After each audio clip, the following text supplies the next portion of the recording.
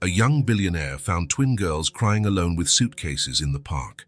When he discovered the reason, he started to cry. Ethan Rayner never imagined that a simple walk would change his life forever. The day had been brutal, endless meetings, contracts that were going nowhere, and that familiar feeling that he was running in circles.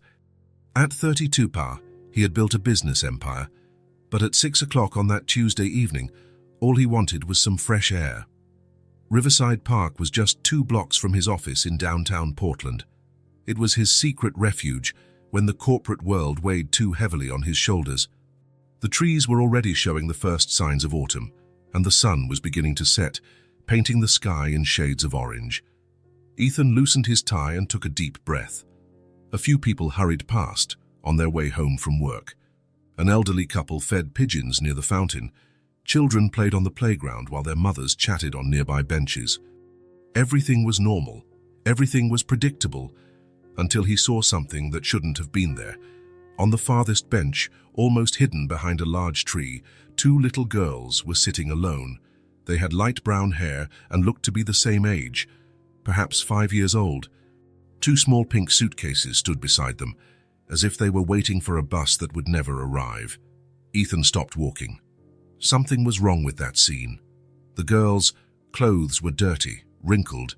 They weren't playing, not talking. They just stared ahead with a sadness that children their age shouldn't know. For a moment, he hesitated. It wasn't his business. Their parents were probably nearby, but then one of the girls turned in his direction, and their eyes met. They were large, dark, and carried a weariness that broke his heart. Ethan approached slowly, like someone trying not to startle a wounded animal. "Hi, girls," he said, stopping at a respectful distance. "Are you two okay?" The one on the left, slightly taller than the other, looked up. She had a smudge of dirt on her left cheek. "Hi," she answered quietly.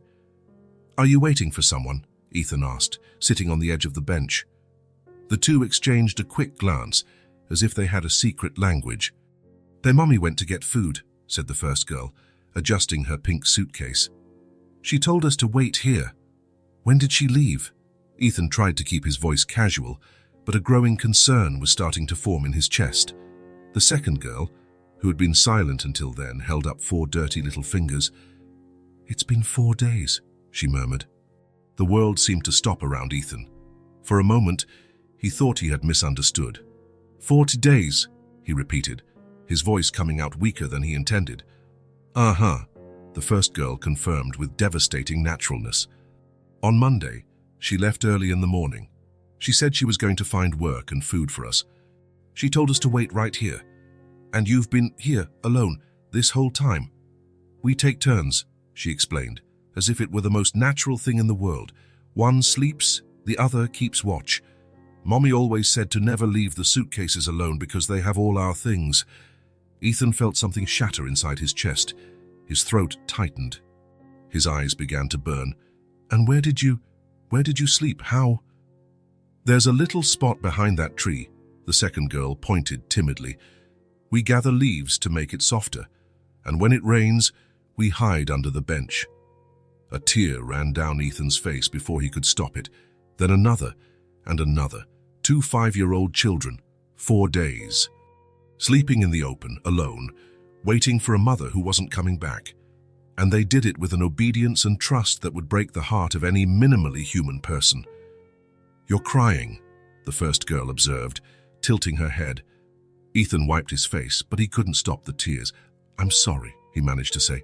"It's just, you're too little to be going through this." "Mommy cried sometimes too," the second girl said quietly. "She tried to hide it, but we could hear her." That only made Ethan cry more. He imagined a desperate mother, trying to be strong in front of her daughters, crying alone so as not to scare them. "What are your names?" he asked, wiping his face with his shirt sleeve. "I'm Mia," said the taller one. "And she's Hazel. We're twins." "It's nice to meet you. I'm Ethan." He held out his hand, and Mia shook it with small, cold fingers. "Are you hungry?" "Always," Hazel answered with brutal honesty. "When was the last time you ate?" The girls looked at each other. "Yesterday a lady brought a sandwich," said Mia. "But it was only one." We shared it. And before that? I don't really remember, Hazel murmured. Ethan closed his eyes for a second, trying to compose himself. When he opened them, his decision was made. How about I take you to get something to eat while we wait for your mom to come back? The girls hesitated. Mommy said not to leave here, Mia said, uncertain. I understand, but I'll leave a note right here on the bench saying where we are. If she comes back, she'll know where to find you. What do you think? Ethan took a business card from his pocket and wrote on the back, Mia and Hazel are with me. Ethan Rayner. We went to eat at Tony's Diner. We'll be back in an hour. Phone 503-555-0147. He placed the card right in the middle of the bench, securing it with a small stone so it wouldn't fly away. There. Now your mommy knows exactly where you are. Mia picked up her suitcase and helped Hazel with hers.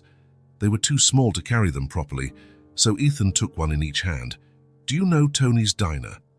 It's right around the corner. We've seen it, said Mia. It smells good. And it has colorful lights in the window, added Hazel. The diner was almost empty at that hour. Ethan chose a table near the window, from where they could see the park perfectly. The girls sat side by side, their legs dangling in the air, still holding each other's hands. So what would you like to eat? Hazel whispered something in Mia's ear. She wants to know how much it costs, Mia translated, embarrassed. It's on me today, Ethan said gently. You can order whatever you want, anything. Anything at all? Asked Mia, her eyes shining for the first time. For anything. When the waitress approached, the girls ordered pancakes with strawberries and hot chocolate. Ethan ordered only a coffee, realizing his appetite had completely disappeared.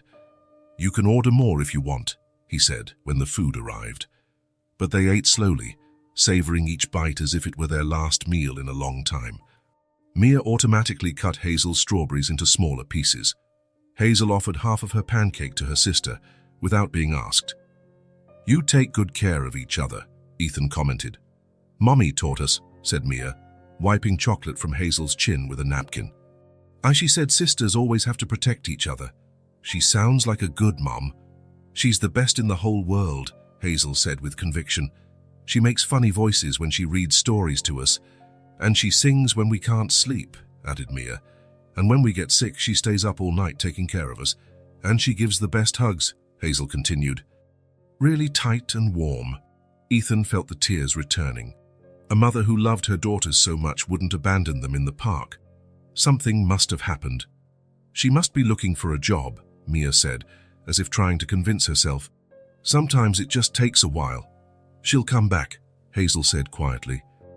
She promised. When they finished eating, Ethan asked for more food to be packed to go, sandwiches, fruit, cookies, just in case their mother took longer to show up. They returned to the park while there was still a bit of daylight. The girls ran ahead, anxious, but stopped abruptly when they saw the bench was exactly as they had left it. The note was still there, untouched. No sign that anyone had come by looking for two little girls. Mia picked up the note and examined it, as if something might have changed. Hazel looked all around the park, behind every tree, as if her mother might be hiding. Mommy, she called out softly. Only the wind answered. Now what? Asked Mia, and for the first time her voice trembled a little. Ethan checked his watch. It was already past 8 o'clock. It was getting dark quickly, and the temperature was starting to drop. The reality was clear. Isla Bennett hadn't come back. How about you come to my house tonight? Ooh. It's warm. It has real beds, and tomorrow morning, bright and early, we'll come back here to wait for your mommy. I don't know. Mia hesitated. Just look. Ethan pointed to the sky. It's getting cold, and those clouds look like rain. There's no real shelter here in the park. At my house, you can take a warm bath, wear clean clothes, and sleep in soft beds. The girls looked at each other once more, weighing their options. Can we bring our suitcases? Asked Hazel. Of course. And tomorrow morning, before the sun even rises if you want, we'll come back here. Promise? I promise. Ethan's apartment was in a modern building 10 minutes from the park. In the elevator, the girls were impressed by the buttons that lit up and the soft music that played. Do you live in the sky? Asked Hazel when the doors opened on the 20th floor. Almost. Ethan smiled, opening the apartment door. The place was spacious, minimalist, with large windows that showed the city below. The girls entered slowly, as if stepping on sacred ground. "It's so big," Mia whispered. "And so clean," added Hazel. "And so quiet," observed Mia. Ethan had never thought about it before, but she was right. The apartment was too quiet. There was no children's laughter, no voices chatting, no life happening. It was just a beautiful, empty place where he slept between one workday and the next. "How about that bath?"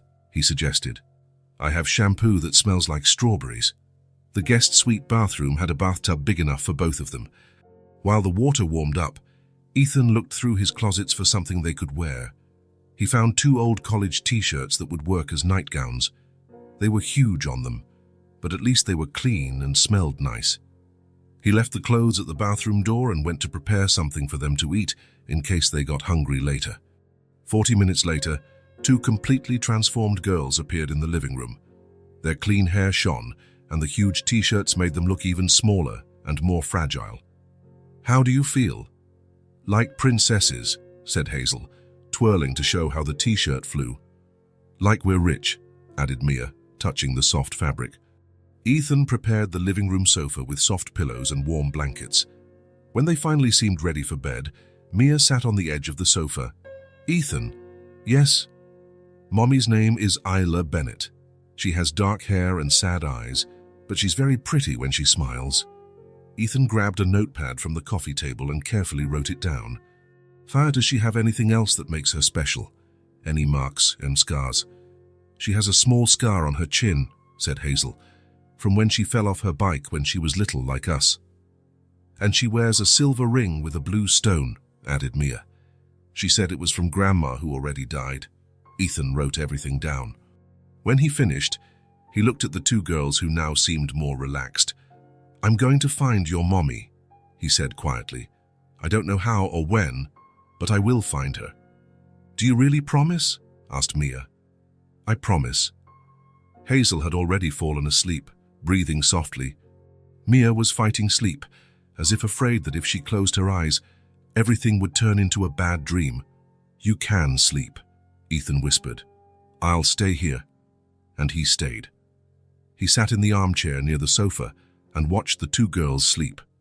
As the city fell asleep outside, he picked up his phone and sent a message to his personal assistant.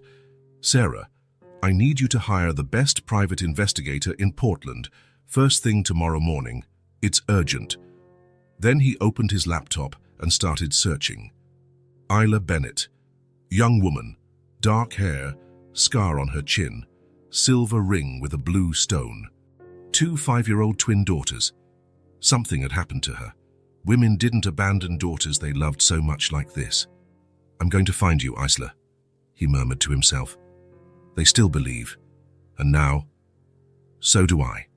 The next morning, Ethan woke up determined. He had spent the night thinking about how Isla had disappeared and concluded that he needed to retrace her exact steps. Someone must have seen something. "Today we're going back to the park," he announced to Mia and Hazel during breakfast. "We're going to talk to the people who work around there." They arrived at the park at 9 in the morning. Ethan looked around, planning his strategy.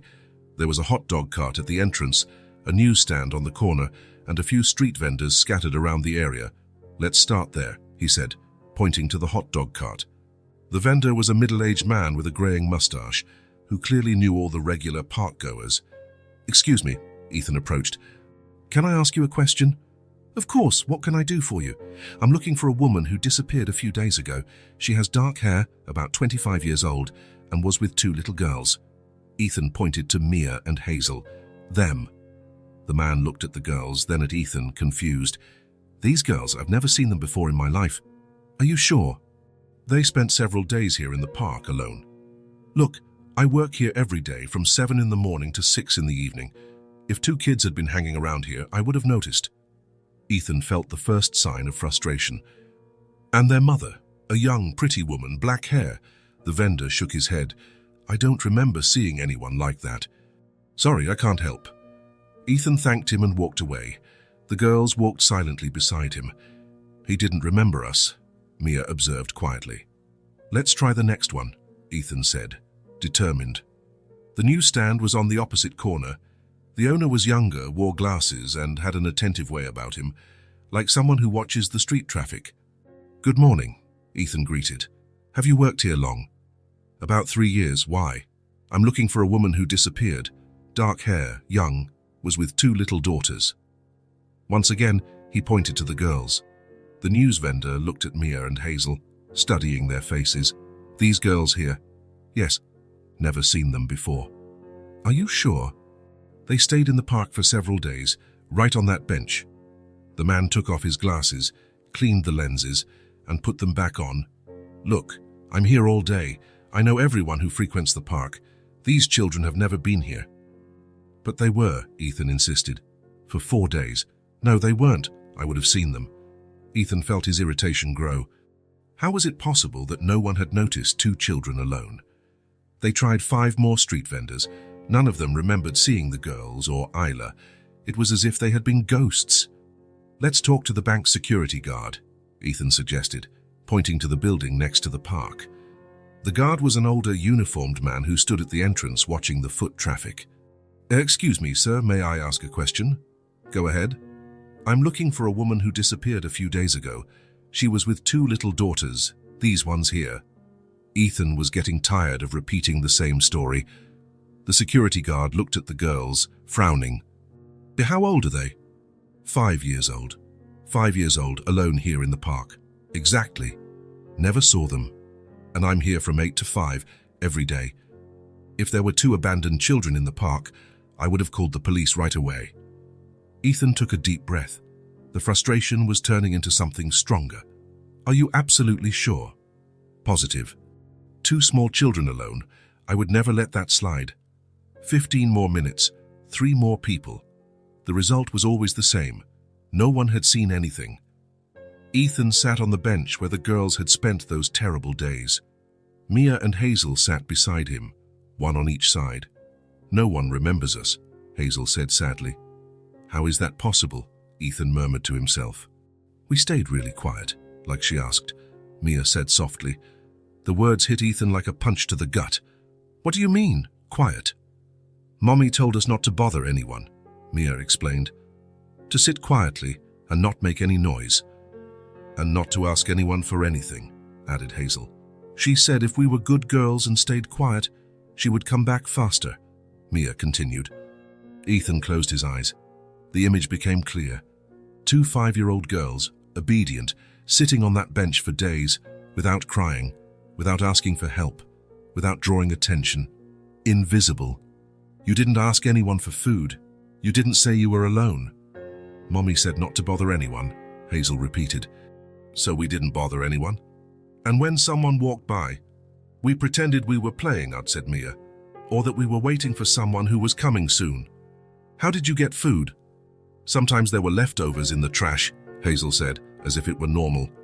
"And one time a lady brought a sandwich. But we shared it very carefully." Ethan felt a dull anger growing inside him, not at the girls, not at Isla, at the people, at all those people who had passed by for 4 days and hadn't seen 2 children clearly in a state of abandonment. Or worse, they saw and pretended they didn't. "Where did you sleep again?" "Back there, behind the tree," Mia pointed. "There's a little corner where no one can see." Ethan got up and went to the spot. It was a small space between a large tree and some bushes, almost completely hidden from the view of anyone passing through the park. There were dry leaves piled up, clearly arranged to serve as a makeshift bed. He returned to the bench where the girls were waiting. 2 5-year-old children, he said out loud, not to them but to the universe. Spent 4 days here, sleeping on the ground, eating trash, and nobody noticed. "We were good," said Hazel, as if defending herself. "You were very good," Ethan confirmed, his voice softer. "Too good." He looked around the park with different eyes now. He saw the vendors who swore they had never seen the girls, the security guard who said he would never let children go unnoticed, the people rushing by, focused on their own problems, and he understood something that made him even angrier. The girls hadn't gone unnoticed by chance. They had been deliberately ignored, because it was easier to pretend not to see than to get involved. "Do you know what's going to happen now?" he asked Mia and Hazel. They shook their heads. Now, you will never be invisible again. You will never have to be quiet so as not to bother anyone. You will never sleep on the ground or eat leftovers again. How do you know? Asked Mia. Because now you have someone who takes care of you, and that someone has money, has a voice, and doesn't accept children being ignored. Ethan stood up and extended his hands to them. Let's get out of here. We have work to do.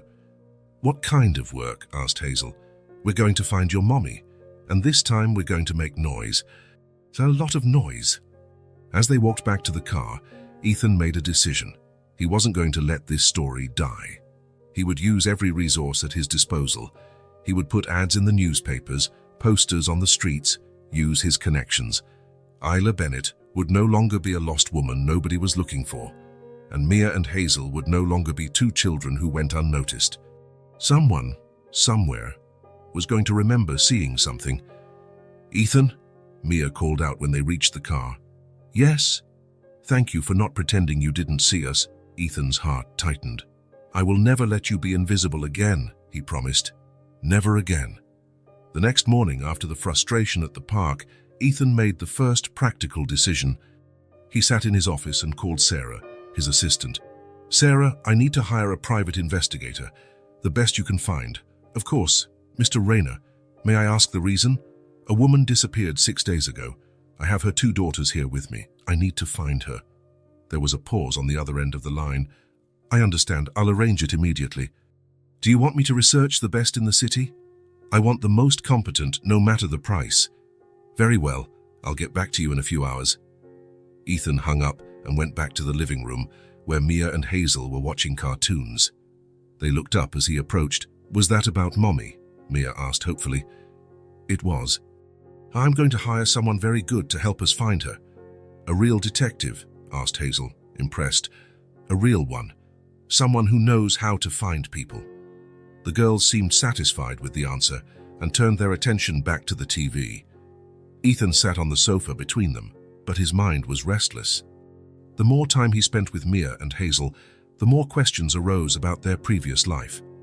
Girls, he said during a commercial break, can I ask you some questions to help the investigator? What kind of questions? Asked Mia. About your family, people who knew your mommy. We can answer, said Hazel seriously. Have you always lived here in Portland? I think so, said Mia, uncertain. We don't remember living anywhere else. And was it always just the 3 of you? Your mommy, you, and Hazel? Always, confirmed Hazel. Mommy said we were the 3 musketeers. Ethan smiled at the expression but continued his investigation. Did she have friends? Other mothers' neighbors? The girls thought for a moment. The lady at the bakery was nice, said Mia. Sometimes she gave us old bread. And there was a lady in our building who always asked if we were okay, Hazel remembered. But Mommy didn't talk much to other people, added Mia. She was kind of shy. Ethan made a mental note. Isla seemed to be a reserved person, probably out of necessity. When you're struggling to survive, there's no time for a social life. What about doctors? Did you go to the doctor? Only when we were very sick, said Hazel. Mommy was always worried about the money. She preferred to take care of us at home, explained Mia. Though she made tea when we coughed and bought medicine at the pharmacy. More evidence that their financial situation was difficult. Ethan felt a pang of sadness thinking of Isla, calculating every penny, too worried about money to take her daughters for regular checkups. And school, do you go to school? The girls exchanged that knowing look. Mommy teaches us at home, said Mia. She said when she gets enough money, we'll go to a real school. Is she a good teacher? The best, said Hazel with conviction. She taught us to read, write, and do math. And stories about different countries, added Mia.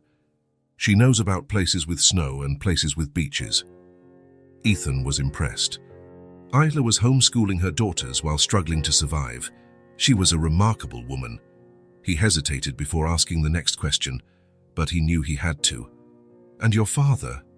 The silence that followed was different from the others, heavier. The girls looked at each other, but this time it wasn't a knowing look. It was the look of those who share a sad secret.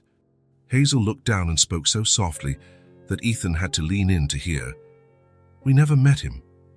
Never? Ethan asked gently. Never, confirmed Mia. Mommy never talked about him. It was always just the three of us. You don't know his name? What he looks like? The girls shook their heads in unison. Once I asked why we didn't have a daddy, Hazel said shyly. Their mommy got sad and said that some families are different, and that we were a perfect family just the way we are, added Mia. The three musketeers. Did you miss having a father? Sometimes, admitted Mia, when I saw other kids with their daddies at the park. But Mommy always said she loved us enough for two, said Hazel. Sadly that she had the love of a mother and a father combined. Ethan felt something break inside his chest. The picture that was forming was devastating. A young woman raising two daughters completely alone, without financial help, without emotional support, without anyone to share the responsibilities. Did she work a lot? He asked. A lot, confirmed Mia. Just sometimes she'd leave early in the morning and only come back at night. And she'd leave us with the lady downstairs, said Hazel. But Mommy always came back with something good, a piece of candy or a small toy. Even when she was tired. Always, said Mia with pride. Mommy never forgot about us. Ethan closed his eyes for a moment. Isla worked all day, probably in strenuous, low-paying jobs, and still came home with small gifts for her daughters, love in its purest form. You know what I think, he said, looking at the two girls. I think you have the bravest mother in the world. Why? Asked Hazel. Because she took care of you all by herself. That's not easy. It takes a lot of love and a lot of strength. Mommy is really strong, Mia agreed.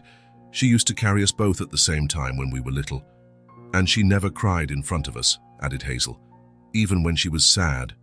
The phone rang, interrupting the conversation. It was Sarah. Mr. Rayner, I've made contact with James Morrison. He's considered the best investigator in the city. He can meet you this afternoon at 2 o'clock. Perfect. When he hung up, he saw the girls watching him expectantly. The investigator is coming here today, he announced. Is he going to find Mommy? Asked Mia. We're going to do everything in our power, Ethan promised. But as he looked at those two girls, who had faced so much in their short lives, who had a mother who loved them more than anything in the world, but had been missing for 6 days, Ethan felt the true weight of the responsibility he had taken on. They weren't just two lost children he was temporarily helping. They were Mia and Hazel Bennett, daughters of Isla Bennett, who had a history of struggle and love. And now, for some reason he didn't yet fully understand, they were his responsibility. Girls, he said, his voice more serious than usual. They turned to him, attentive. While we look for your mommy, I want you to know something important. What? Asked Hazel. Now you have me too, for as long as you need. Mia tilted her head, as if processing the meaning of his words. Like a borrowed dad? She asked. Ethan felt his throat tighten, like someone who cares about you, someone who will take care of you, someone who won't let anything bad happen. Hazel came closer and placed her small hand on his. Thank you, Ethan. Thank you for not leaving us alone, added Mia. In that moment, looking at those two brave girls who had survived things no child should ever face, Ethan understood that his life had changed forever. It didn't matter what the investigator discovered. It didn't matter how long it took to find Isla. Mia and Hazel Bennett were now part of his story, and he would do anything to protect them. Ethan woke to a sound that shouldn't exist at that time of night. 3:15 in the morning, according to the digital clock that glowed in the dark. Sobs, quiet but unmistakable. He had fallen asleep in the armchair again after staying up late organizing the information for the investigator who would be coming the next morning. His neck ached from the bad position, but that didn't matter now. The girls were awake. Ethan stood up slowly, trying not to make a sound, and approached the sofa. In the dim light, he could see two small silhouettes sitting up, hugging each other. Mia, Hazel, he whispered. The sobs stopped for an instant. Then Mia lifted her head. Ethan? Her voice was choked with tears. I'm here. What happened? He turned on the dimmest lamp in the room, creating a soft light that wouldn't hurt their eyes. The two girls were sitting in the middle of the sofa, still wearing the huge t-shirts that served as pajamas, their hair messy, their eyes red from crying. We had a bad dream, said Hazel, her voice barely a whisper. Ethan sat on the edge of the sofa, keeping a respectful distance. Do you want to tell me about the dream? Mia wiped her nose on her t-shirt sleeve. We dreamed that she was never coming back, she said, the words coming out between sobs she was trying to control. That Mommy was going away forever and would forget about us, Hazel continued, snuggling closer to her sister. Ethan's heart ached. It was their deepest fear, the terror they had probably carried since they woke up that first day in the park and realized their mother wasn't there. It was just a dream, he said gently. Nightmares sometimes feel real, but they're not. But what if it is real? Asked Mia, her big eyes shining with unshed tears. What if she really doesn't come back? We miss Mommy so much, said Hazel, her voice breaking. So much. And then the floodgates opened. The two girls began to cry for real, not the contained sobs from before, but the deep weeping of children who had held everything in for too long. Ethan felt something shatter in his chest. For the past few days, Mia and Hazel had been so brave, so mature for their age. They had accepted the situation with a resignation that impressed him. But now, in the darkness of the early morning, when their defenses were down, the real pain emerged. They were just 5-year-old children who wanted their mother. Without a second thought, Ethan got off the sofa and sat on the floor in front of them, at their eye level. Come here, he said softly, opening his arms. Mia was the first to move, sliding off the sofa and straight into his lap. Hazel followed immediately, settling on the other side. Ethan wrapped them in his arms and let them cry. I know you miss her, he murmured, stroking their messy hair. It's normal to miss her. It shows how much you love her. But it hurts so much, Mia sobbed against his chest. I know it hurts. Missing someone really hurts. What if she's lost? Asked Hazel. What if she can't find her way back? Ethan took a deep breath before answering. He couldn't make promises he might not be able to keep, but he had to give them hope. Listen, he said, pulling back a little so he could look into their eyes. He held one of each of their hands. To mothers like yours, don't give up. She didn't leave because she wanted to. Something happened and now she's trying to get back to you. How do you know? Asked Mia, sniffling. Because I've seen how she raised you. You told me about her love, about how she took care of you, about how she always came home from work with something special. Mothers like that don't abandon their daughters. But it's been a week, Hazel said sadly. Sometimes things take longer than we want, Ethan explained, but that doesn't mean she's stopped trying. He squeezed their little hands. And you know what else? She's still trying to come back. In the meantime, I'm here with you. Promise you won't leave too? Asked Mia, her eyes still full of tears. I promise I won't leave you alone. Not even if it takes a long time for her to come back, Hazel insisted. So not even if it takes a long time. The girls looked at each other, that silent communication that only twins have, and something seemed to calm within them. You're very nice, Mia said quietly. Mommy would like you, added Hazel. I would like to meet her too. They stayed like that for a while, sitting on the living room floor, Ethan holding the two girls as they finally relaxed. Their breathing became calmer, more regular. Are you sleepy? He asked after a few minutes. A little, admitted Mia. But what if the nightmare comes back? Asked Hazel, worried. Go then, you call me and I'll come running. You can call me as many times as you need, even in the middle of the night, especially in the middle of the night. Ethan helped them get settled on the sofa again, arranging the blankets around them. But when he went to stand up, Mia held his hand. Can you stay close by? Of course. He settled on the floor, leaning against the sofa, where they could touch him if they needed to. In a few minutes, they were both asleep again, but this time, not alone. Mia had one hand resting on his shoulder. Hazel had turned on her side and her small hand rested on his arm. They slept leaning against him, confident that he would be there if they woke up. Ethan stayed there, uncomfortable on the floor, but without moving an inch. He watched the two girls sleep, their soft, synchronized breaths, their faces finally relaxed. And for the first time in a long time, perhaps for the first time in his life, he felt truly needed. Not as a successful businessman who solved complex problems, not as someone with money and influence, but as a person who mattered to other people, as someone whose presence made a real difference in someone's life. Two 5-year-old girls needed him. They trusted him. They slept leaning against him because they felt safe by his side. It was a terrifying responsibility, and at the same time, the most rewarding feeling he had ever experienced. He looked up at the ceiling, thinking of Isla Bennett, wherever she was. "Your daughters are incredible," he thought. "Brave, loving, loyal. You did an extraordinary job raising them, and I swear I will take care of them until you come back. They will never feel abandoned or alone again. And when you come back, because I believe you will come back, you will find your daughters safe and loved." The first light of morning began to filter through the windows, finding Ethan still on the floor, still watching over the sleep of the two girls who had changed his life forever. A week had passed since that difficult night, and something had changed in Ethan's apartment. It wasn't just the childish voices echoing through the hallways or the makeshift toys scattered around the living room. It was something more subtle, more profound. It was the feeling that this place finally had life. The mornings began to follow a natural routine. Ethan would wake up before the girls and prepare breakfast, setting 3 plates on the table instead of the solitary one he had used for years. When Mia and Hazel appeared in the kitchen, their hair messy and still sleepy, their first stop was always a hug from him. "Good morning, Ethan," Mia would murmur, snuggling into his right side. "Good morning," Hazel would whisper, occupying the left side.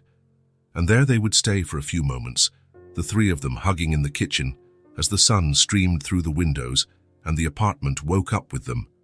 "What are we going to do today?" one of them would always ask. "Whatever you want," Ethan would always reply. And they discovered they wanted simple things. Mia liked to help in the kitchen, always curious about how things were made. Hazel preferred to arrange the sofa cushions in different ways, creating little nests where she could curl up to read. It was Mia who suggested drawing on the wall. "You can't," said Hazel, shocked at her sister's suggestion. "Mommy always said you can't draw on the wall."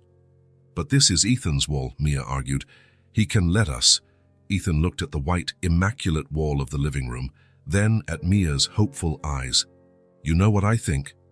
I think this wall is very boring." "Really?" asked Hazel, still uncertain. "Really? How about we make a beautiful mural? Something to make the apartment more cheerful." The transformation was immediate. In a matter of hours, the white wall was adorned with colorful flowers drawn by Hazel, a family of cats made by Mia, and even some attempts by Ethan that made the girls laugh a lot. "You don't know how to draw people," Mia observed, looking at the stick figure Ethan had created. "That's true," he agreed, "but you can teach me." "Mommy draws very pretty people," said Hazel, carefully tracing a blue butterfly. "She makes big eyes and smiles that look real." "When she comes back, we'll ask her to improve our drawings," Ethan suggested. "She's going to like our wall," Mia said with certainty. "So she'll say it's beautiful." Park outings became an essential part of their days. Riverside Park was just 3 blocks away, and the girls discovered they loved the swings. Ethan would push one, then the other, listening to their laughter fill the air. "Higher," Mia would shout, always the more adventurous one. "Not too high," Hazel would request, more cautious. Ethan found the middle ground, pushing hard enough for Mia to feel the thrill, but gently enough for Hazel to feel safe. Other children played in the park, accompanied by fathers and mothers. Ethan watched the families and caught himself thinking how strange it must look, a single man with 2 little girls. But Mia and Hazel treated him with such naturalness, with so much affection, that other people soon understood that they belonged to each other. "Is that your daddy?" a girl with curly hair asked Mia on the slide.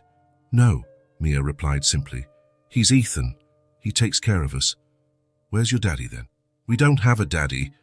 We just have Mommy and Ethan now." The simplicity with which she explained the situation warmed Ethan's heart. To them, he was already part of the family, not as a substitute for anyone, but as a natural addition to their lives.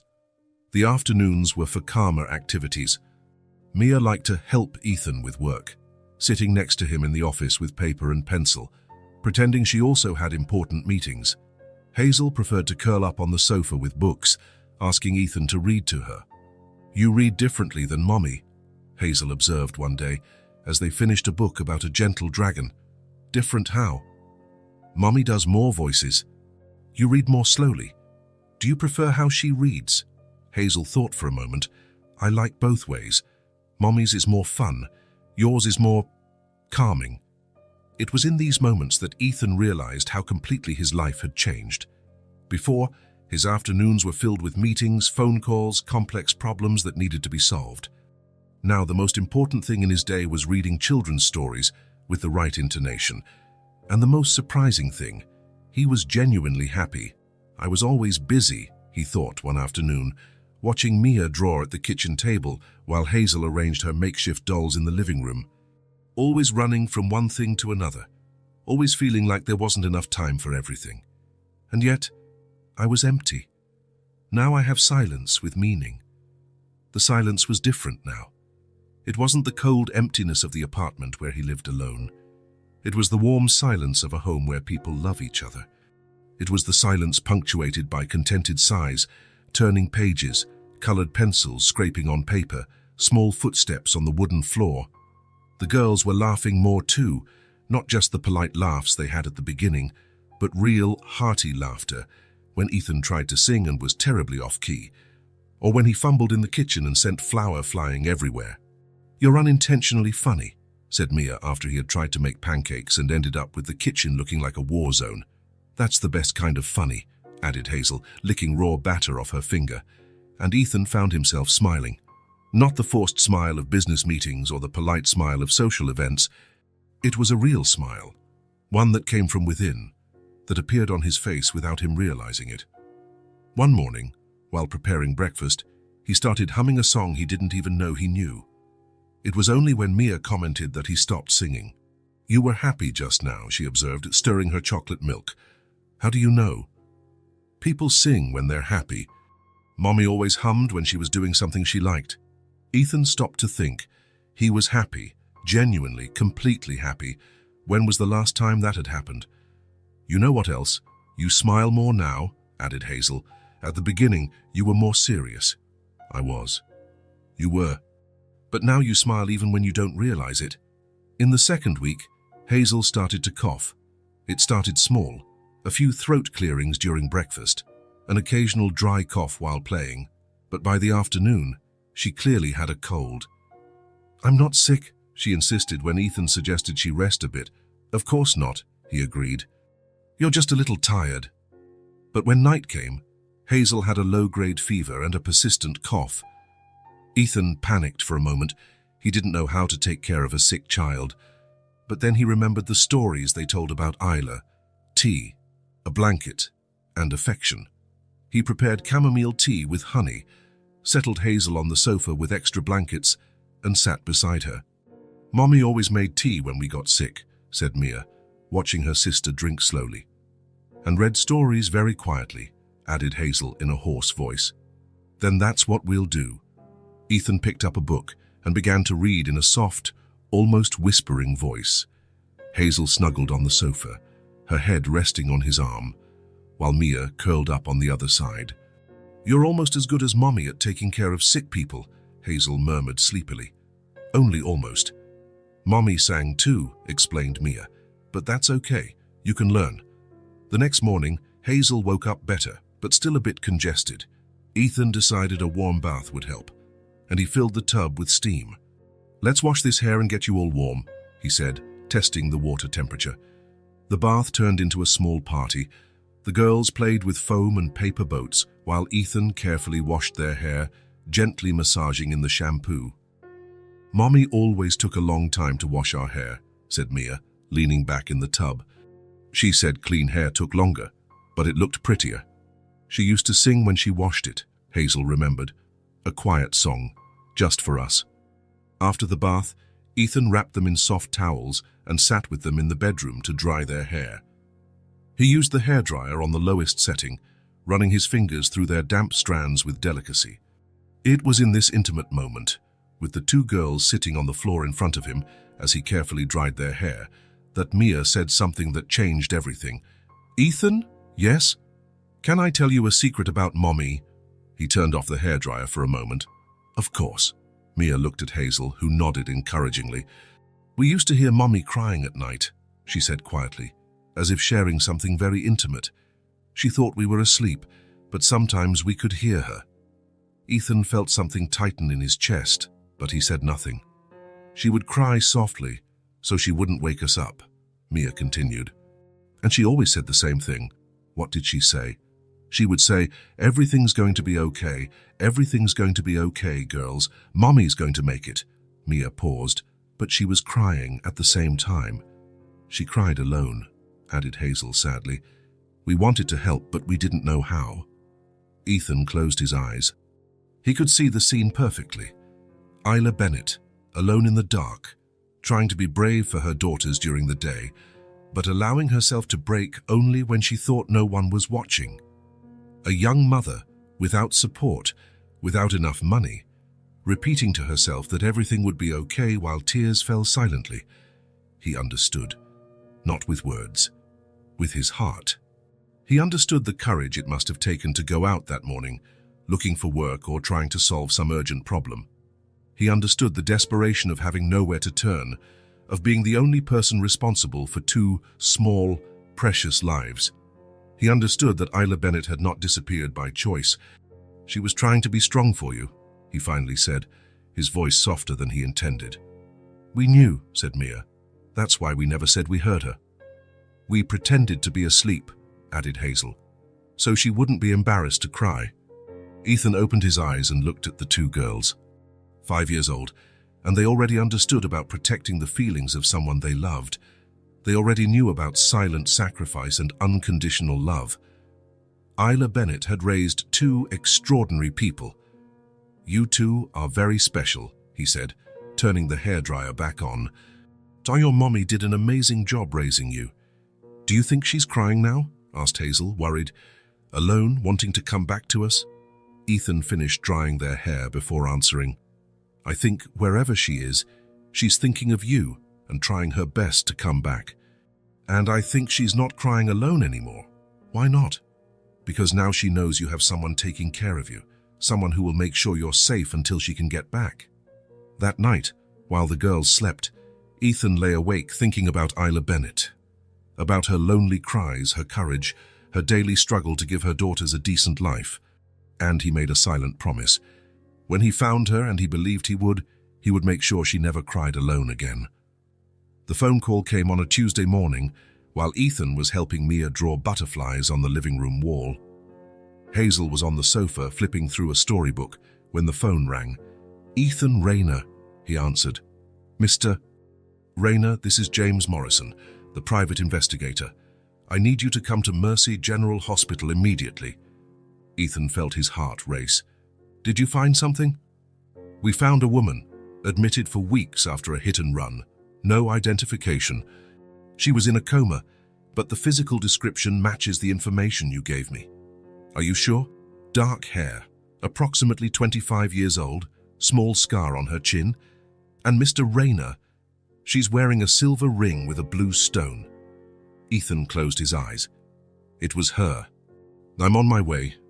He hung up the phone and turned to the girls, who were watching him with curiosity. "Was that about Mommy?" asked Mia, dropping her colored pencil. "It might be. I need to go somewhere to check on something. Can you stay with Sarah for a few hours?" "Is it her?" Hazel insisted, getting up from the sofa. "I don't know yet, but I'm going to find out."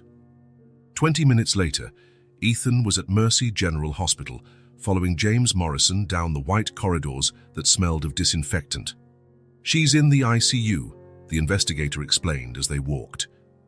"She was hit by a car 3 weeks ago on a Monday morning. The driver fled the scene. She was unconscious when the ambulance arrived. No purse, no ID." 3 weeks, Ethan repeated. "Exactly when Isla disappeared." "Exactly. That's why we believe it's her."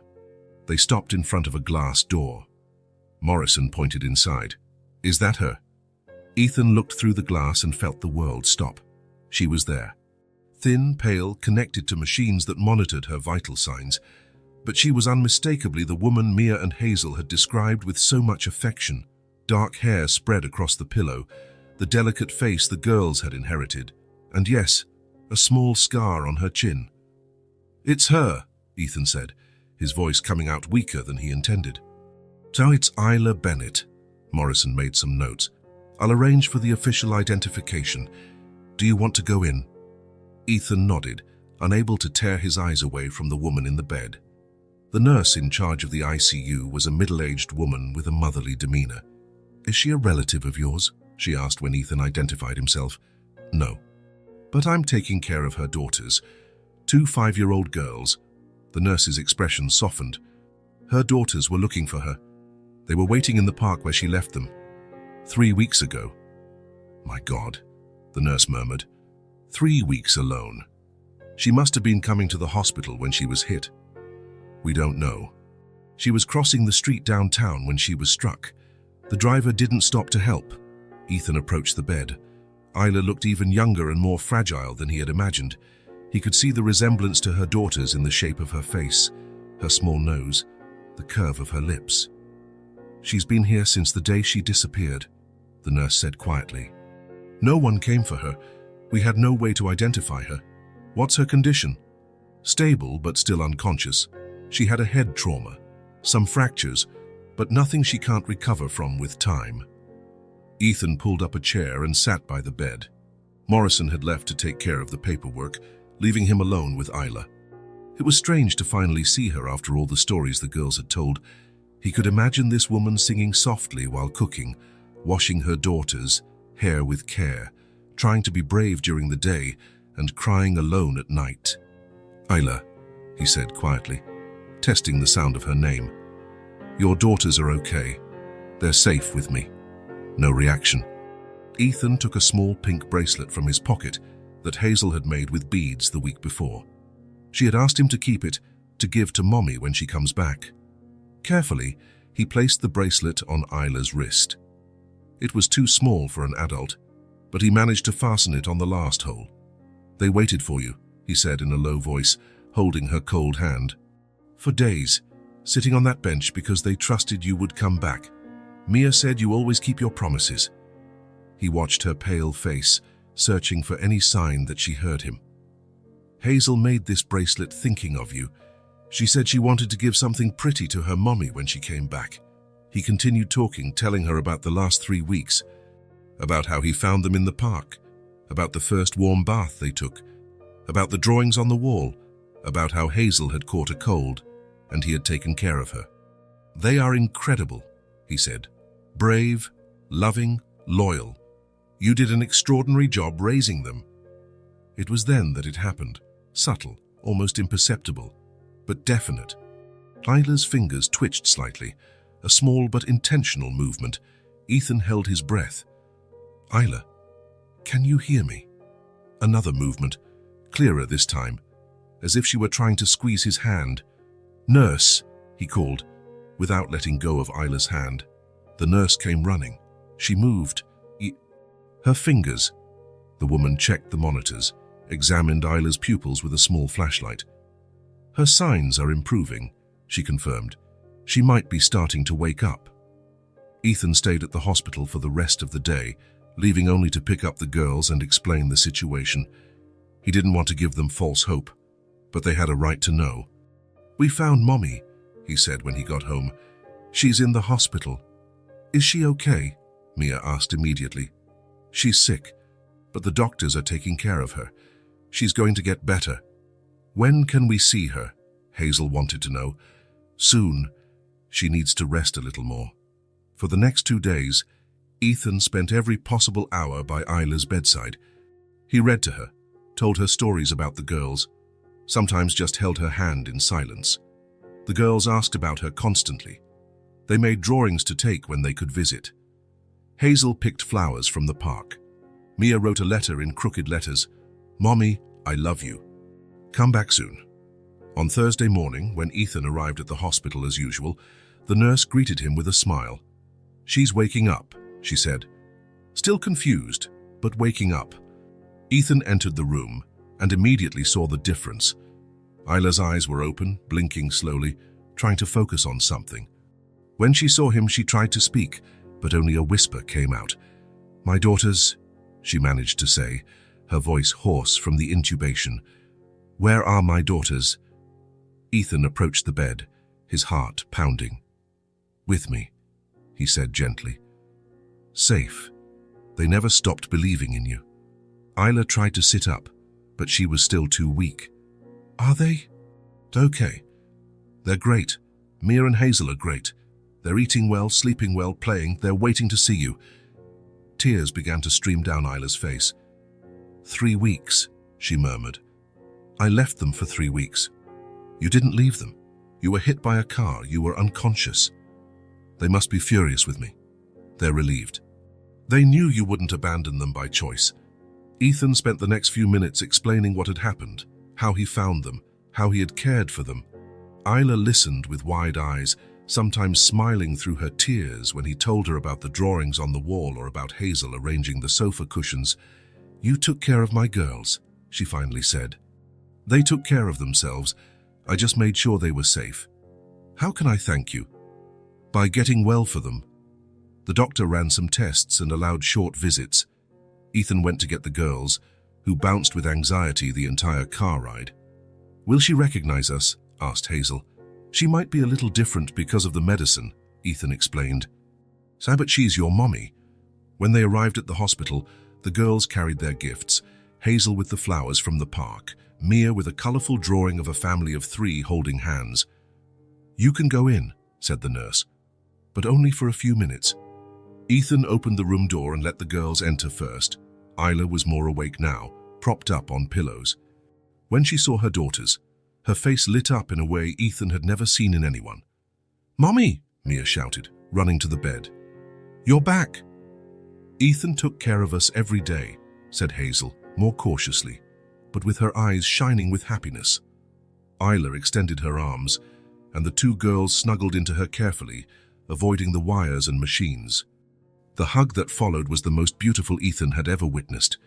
Isla kissed the tops of her daughters' heads, whispering words of love and apology. The girls clung to her as if they would never let go. I missed you so much, Isla cried. So much. We did too, said Mia, her face buried in her mother's neck. But Ethan said you would come back. And you did, added Hazel, just like he promised. The silence of that hug spoke more than any words. It was the sound of a family reuniting, of a love that had withstood separation, of promises kept and hopes realized. Ethan stepped back a bit, giving them privacy, but Isla called him over. Ethan. He approached the bed. Thank you, she said, the simple words carrying immense weight. Thank you for taking care of what I love most in the world. It was an honor, he replied sincerely. Isla looked at her daughters, then at him, and Ethan saw in her eyes the same fierce determination he had learned to recognize in Mia and Hazel. I'm going to get well, she said with conviction. I'm going to get well for them. I know you will. And in that moment, watching Isla embraced by her daughters, seeing the light return to Mia and Hazel's eyes, Ethan knew he had been part of something much bigger than just caring for 2 lost children. He had helped keep a family together. He had been part of a small, perfect miracle. And for the first time in a long time, he felt his life had a true purpose. 2 weeks later, on a sunny Friday morning, Dr. Mitchell entered Isla's room with a smile on his face. I have good news, Mrs. Bennett. You've been discharged. Isla was sitting on the edge of the bed, watching Mia and Hazel color in an activity book Ethan had brought. The girls now spent every afternoon at the hospital, and the room had transformed into a small family living room. Discharged? Isla repeated, as if she wasn't sure she had heard correctly. Your tests are great. Your recovery has exceeded our expectations. You'll still need physical therapy to strengthen your left arm and some follow-up appointments, but you can continue your treatment at home. That's wonderful, said Mia, dropping her colored pencil. Mommy's coming home. Isla's smile faltered for a moment.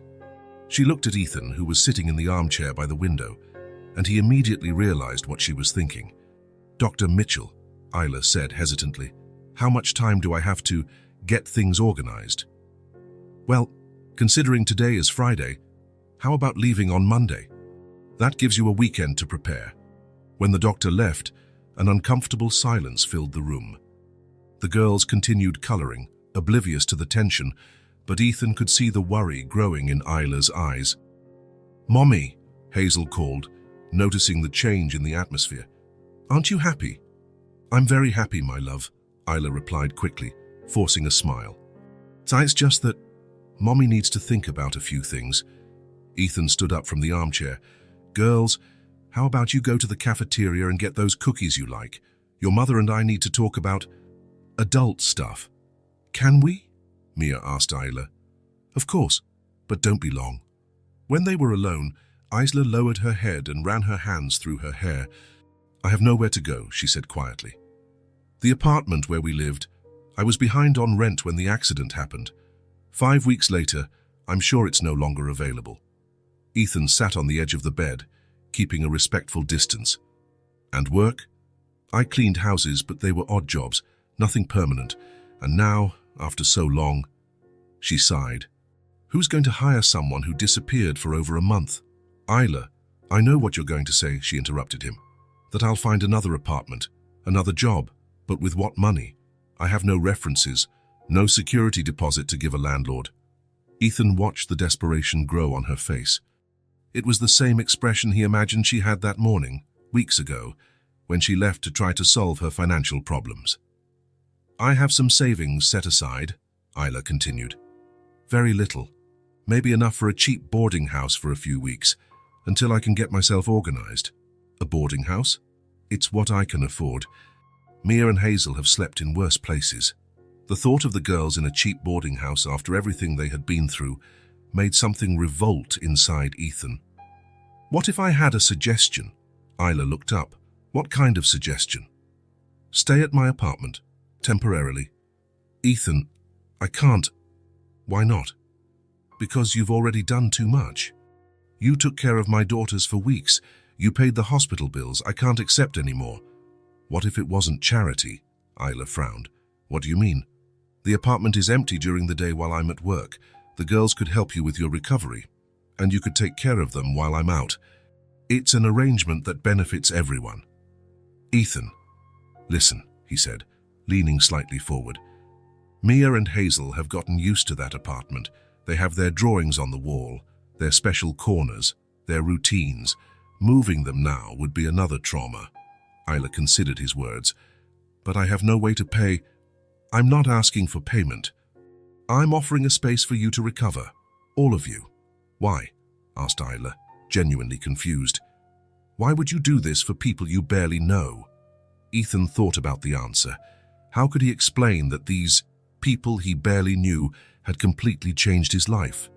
How could he say that the quiet, empty apartment now felt like a home when they were there? Because the three of you taught me what a family is, he said simply. Isla felt her eyes well up with tears. I don't know how to accept so much help. You start by accepting it one day at a time. Just then, Mia and Hazel returned with cookies and smiles on their faces. Look what we got, Mia announced, holding up a paper bag. The lady at the cafeteria gave us extra because we're twins. And she said you're very pretty, Mommy, added Hazel. Ethan showed her a picture of us. You showed a picture of me to strangers, Isla asked, but she was smiling. It was to practice talking about you, Ethan explained. The girls wanted to make sure they knew how to describe their mother properly. We described your hair color, your eyes, even the scar on your chin, Mia said proudly. And the way you smile, Hazel completed. Isla looked at her daughters, then at Ethan, and something settled in her heart. Ethan, she said, your offer. Yes. Stay here. Until you recover. Take your time. You have this space. Isla blinked, confused. Sorry, I meant... Ethan blushed slightly. Stay there. At my apartment. Until you recover. Take your time. You all have that space. The silence that followed was different from the previous one. It was charged with emotion, not tension. For how long? Isla finally asked. For as long as you need. And what if it's a long time? Then it will be a long time. Isla looked at her daughters, who were watching the conversation with interest. She saw Mia holding Hazel's hand, both clearly hoping she would say yes. She saw how safe they felt with Ethan, how they treated him not as a stranger who was helping them, but as someone who belonged in their lives. I have no way to thank you, she finally said, her voice choked with emotion. Not yet. You don't need to thank me. You need to get well. Are we all going to live together? Asked Mia, no longer able to contain her curiosity. For a while, Isla confirmed. Like a real family, Hazel insisted. Ethan and Isla looked at each other. The question was innocent, but loaded with meaning. Like people who care about each other, Ethan said carefully. Isn't that the same thing as a family? Asked Mia. Sometimes it's even better, Isla answered quietly. On Monday, Isla left the hospital with a small suitcase of clothes that Ethan had bought during her stay. The girls carried the drawings they had made to decorate her room, because now she would have her own room, not just a corner in the apartment. In the car, on the way to the apartment, Hazel made an observation that perfectly summed up the situation. Now there are 4 of us, she said, counting on her little fingers. Mommy, me, Mia, and Ethan. 4 people who are going to learn to live together, Isla agreed. 4 people who are going to take care of each other, Ethan added. Like a family, Mia concluded with satisfaction. When they arrived at the apartment, Ethan carried Isla's suitcase while the girls ran ahead, eager to show their mother all the special corners they had discovered during their stay. Look, Mommy, our drawing wall, Mia shouted from the living room. And this is where we watch movies, Hazel called from the sofa. Isla stopped at the entrance to the living room and observed the walls decorated with children's art, the books scattered on the coffee table, the cushions arranged comfortably on the sofa. It was clearly a space that had been transformed by the presence of children. They've turned this place into a home, Ethan commented, approaching her. Santuhis, Isla corrected, looking at him. The 3 of you did this together. And it was true. Now there were 4 people in the apartment. 4 people with different stories, different baggage, different fears. 4 people trying to figure out how to build something new together. 4 people trying to learn what it means to start over. Isla looked around one more time, at her daughters who were finally safe and happy, at the man who had saved her family when she couldn't, at the apartment that would now be their temporary home. And for the first time in a long time, she felt that maybe, just maybe, everything really was going to be okay. 2 weeks later, on a sunny Friday morning, Dr. Mitchell entered Isla's room with a smile on his face. I have good news, Mrs. Bennett. You've been discharged. Isla was sitting on the edge of the bed, watching Mia and Hazel color in an activity book Ethan had brought. The girls now spent every afternoon at the hospital, and the room had transformed into a small family living room. Discharged, Isla repeated, as if she wasn't sure she had heard correctly. Your tests are great. Your recovery has exceeded our expectations. You'll still need physical therapy to strengthen your left arm and some follow-up appointments, but you can continue your treatment at home. That's wonderful, said Mia, dropping her colored pencil. Mummy's coming home. Isla's smile faltered for a moment. She looked at Ethan, who was sitting in the armchair by the window, and he immediately realized what she was thinking. Dr. Mitchell, Isla said hesitantly. How much time do I have to get things organized? Well, considering today is Friday, how about leaving on Monday? That gives you a weekend to prepare. When the doctor left, an uncomfortable silence filled the room. The girls continued coloring, oblivious to the tension, but Ethan could see the worry growing in Isla's eyes. Mommy, Hazel called, noticing the change in the atmosphere. Aren't you happy? I'm very happy, my love, Isla replied quickly, forcing a smile. It's just that Mommy needs to think about a few things. Ethan stood up from the armchair. Girls, how about you go to the cafeteria and get those cookies you like? Your mother and I need to talk about adult stuff. Can we? Mia asked Isla. Of course, but don't be long. When they were alone, Isla lowered her head and ran her hands through her hair. I have nowhere to go, she said quietly. The apartment where we lived, I was behind on rent when the accident happened. 5 weeks later, I'm sure it's no longer available. Ethan sat on the edge of the bed, keeping a respectful distance. And work? I cleaned houses, but they were odd jobs, nothing permanent. And now, after so long, she sighed. Who's going to hire someone who disappeared for over a month? Isla, I know what you're going to say, she interrupted him. That I'll find another apartment, another job, but with what money? I have no references, no security deposit to give a landlord. Ethan watched the desperation grow on her face. It was the same expression he imagined she had that morning, weeks ago, when she left to try to solve her financial problems. "I have some savings set aside," Isla continued. "Very little. Maybe enough for a cheap boarding house for a few weeks, until I can get myself organized." "A boarding house?" "It's what I can afford. Mia and Hazel have slept in worse places." The thought of the girls in a cheap boarding house after everything they had been through made something revolt inside Ethan. "What if I had a suggestion?" Isla looked up. "What kind of suggestion?" "Stay at my apartment, temporarily." "Ethan, I can't." "Why not?" "Because you've already done too much. You took care of my daughters for weeks. You paid the hospital bills. I can't accept any more." "What if it wasn't charity?" Isla frowned. "What do you mean?" "The apartment is empty during the day while I'm at work. The girls could help you with your recovery, and you could take care of them while I'm out. It's an arrangement that benefits everyone." "Ethan, listen," he said, leaning slightly forward. "Mia and Hazel have gotten used to that apartment. They have their drawings on the wall, their special corners, their routines. Moving them now would be another trauma." Isla considered his words.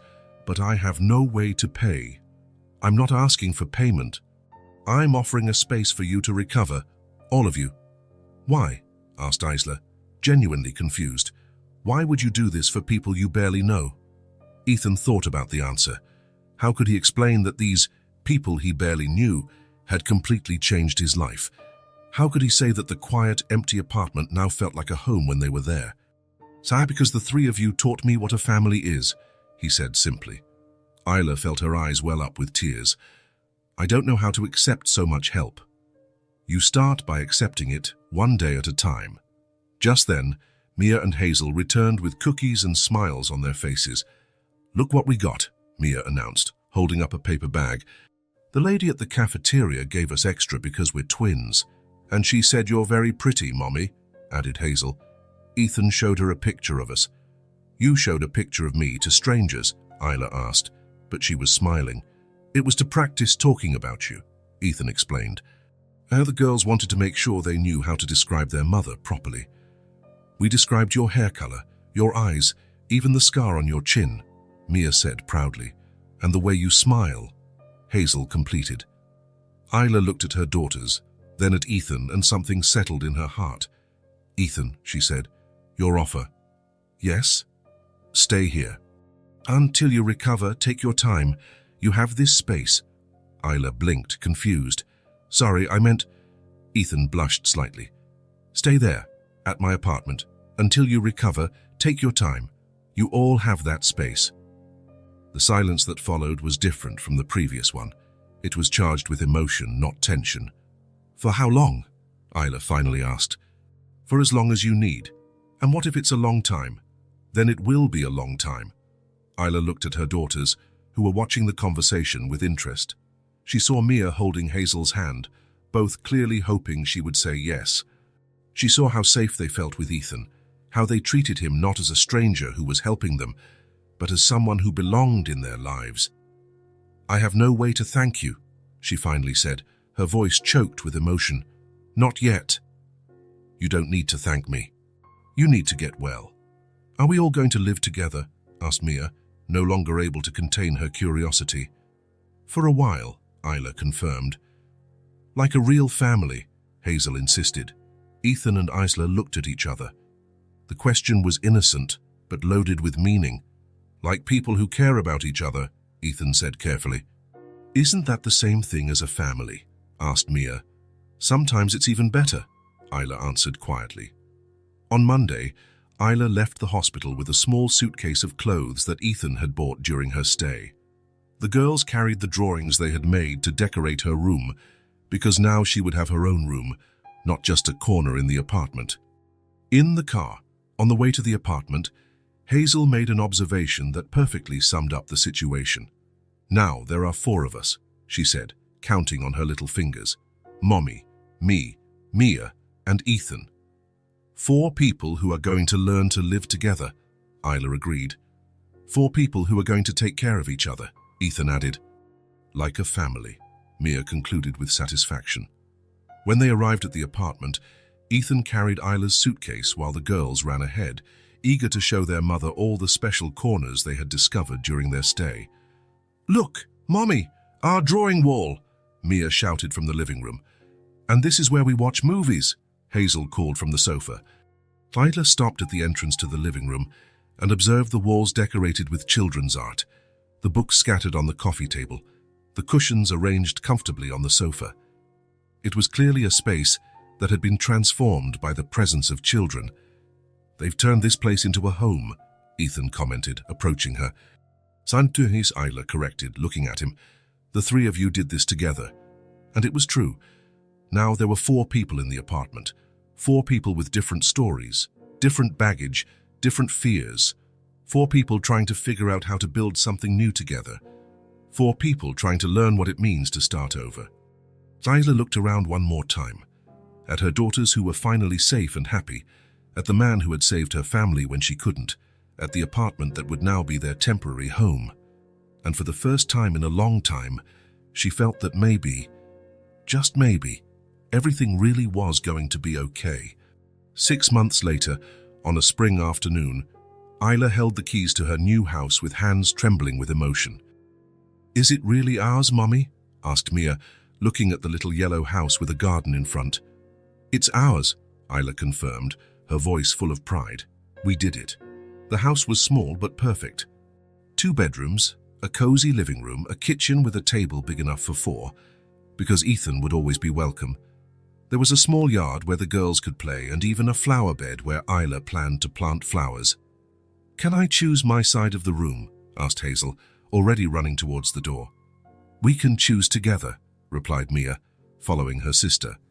Ethan watched the scene, leaning against his car, a proud smile on his face. The last few months had been an impressive transformation. Isla had fully recovered from the accident, landed a steady job as an administrative assistant at a medical clinic, and saved enough for a down payment on her own house. "Aren't you coming to see?" asked Isla, approaching him. "Yeah, of course." The house smelled of fresh paint and possibilities. The girls ran from room to room, planning where they would put their toys, where they would do their homework, where they would watch television. "Your room is really big," Ethan observed. "And it has a window that looks out to the garden," said Hazel, pointing. "I can see if there are any birds." "And the kitchen has a counter where we can help cook," added Mia. Isla made a point of showing every corner to Ethan as if his approval was important, and it was. During the months in his apartment, Ethan had become more than a friend. He was part of the family they had built together. "The living room is perfect for movies," said Isla, opening the curtains to let in more light. "And for games," Ethan agreed. "You're going to love having more space." The move happened gradually over the following week. Ethan helped transport the few pieces of furniture Isla had bought, assembled the girls' bed, and installed shelves on the wall. Not because she needed the help, Isla had proven to be incredibly capable and independent, but because he wanted to be present for the important milestones in their lives. On the first Sunday in the new house, Isla prepared a special lunch, homemade lasagna, salad, and a chocolate cake the girls had helped make. The table was set for 4, as always. "So it's just like Sundays at your apartment," Mia observed, arranging the napkins. "Better," said Hazel, "because now it's our real house." During lunch, Ethan observed how they had transformed. Isla had a newfound confidence, a sparkle in her eyes that wasn't there when they first met. The girls were taller, more talkative, more self-assured. They made plans for the future, talked about school, about new friends they had made in the neighborhood. "Mrs. Rodriguez from next door said I can help in her garden," Hazel shared. "She has beautiful red roses." "And the boy from the blue house is 7 and likes to draw too," said Mia. "He showed me a drawing of a dragon." Isla smiled, serving more lasagna to Ethan. "They've adapted quickly. Children have a knack for it." "All 3 of you have," Ethan corrected. "You've adapted too. You got a job, a house, built a new life. With your help. The help was just at the beginning. The rest was all your own merit." After lunch, the girls went out to explore the yard, leaving Ethan and Isla to clear the dishes in the kitchen. It was a simple but comforting domestic routine. "Do you know what I like most about this house?" said Isla, drying a plate. "What?" that I earned it with my own work. For the first time in my life, I have something that is truly mine." Ethan stopped washing the glasses. "What do you mean, the first time?" "I always depended on someone. My parents when I was little, then, well, the girl's father when I was pregnant. And when he left, any job I got, any place I lived, always felt temporary, like it could fall apart at any moment." She paused, looking out the window at her daughters playing. "But this is different. It's mine because I worked for it, because I proved that I can." "You always could," Ethan said softly. "You just needed the opportunity." The following months established a new routine. Ethan would visit 2 or 3 times a week, sometimes for dinner, sometimes just to help the girls with their homework. Isla insisted on reciprocating, inviting him for Sunday lunches, sending him meals when she knew he was busy at work. "You don't have to do this," he would always say. "I don't have to," Isla would agree. "I want to." One Thursday afternoon, Ethan arrived to find the girls doing homework at the kitchen table, math for Mia, reading for Hazel. They had started attending regular school and were loving it. "Ethan," Mia shouted when she saw him, "can you help me with this problem? The teacher explained it, but I didn't quite get it." "Of course." He sat beside her, patiently explaining how to solve subtraction problems. Hazel, who had finished her reading, snuggled up on his other side with a storybook. "Why, can you read to me later?" she asked. "I always can." Isla watched from the kitchen sink, a soft smile on her face. This scene, Ethan surrounded by her daughters, helping with homework, simply being present, had become so natural it was hard to remember what life was like before him. "Done," said Mia, finishing the last problem. "A math is easier when you explain it. You're very smart. You just needed a little bit of help." "Ethan," said Hazel, closing her book, "can I ask you something?" "Of course. Will you always be our friend?" The question, asked with the typical innocence of a 5-year-old, made Ethan's heart ache. "Always," he promised. "Even when we get big, even when you're adults, and even if you have your own family?" Ethan looked at Isla, who had stopped washing dishes to listen to the conversation. "You are my family too," he said simply. Mia and Hazel exchanged that knowing smile. "You're our best friend," Mia declared. "The one who always stays," added Hazel. 2 weeks later, on a Saturday afternoon, Ethan was getting ready to leave after spending the day helping Isla plant flowers in the garden. The girls were taking a bath, and the house was enveloped in the typical tranquility of the end of the day. "They've grown so much," Isla commented, looking at the toys scattered in the yard. "They really have. And so have you." "What do you mean?" "You're more confident, more yourself." Isla smiled. "I think for the first time in my life, I know who I am. Not someone's daughter, not someone's ex. I'm Isla, Mia and Hazel's mum, Ethan's friend." They walked to the car, where Ethan always said his goodbyes, but this time, Isla held his hand before he could open the door. "Ethan," he turned to her, "I will never forget what you did for me and for my daughters." "Isla, let me finish," she said softly. "Before I met you, I thought rich people didn't care about anyone, that they had money and power, but no heart." Ethan felt his eyes well up with tears. "But you showed me it's different. That there is genuine kindness in the world, that some people help because they want to help, not because they expect something in return. I didn't do anything special." "You saved my family," Isla interrupted. "When I couldn't protect my daughters, you protected them. When I couldn't take care of them, you took care of them. And when I needed to learn how to live again, you taught me." Tears were now streaming down Ethan's face. "And you all taught me what a family is," he said, his voice choked with emotion. "I had everything. Money, success, a comfortable life. But I had nothing that truly mattered until I found the 3 of you."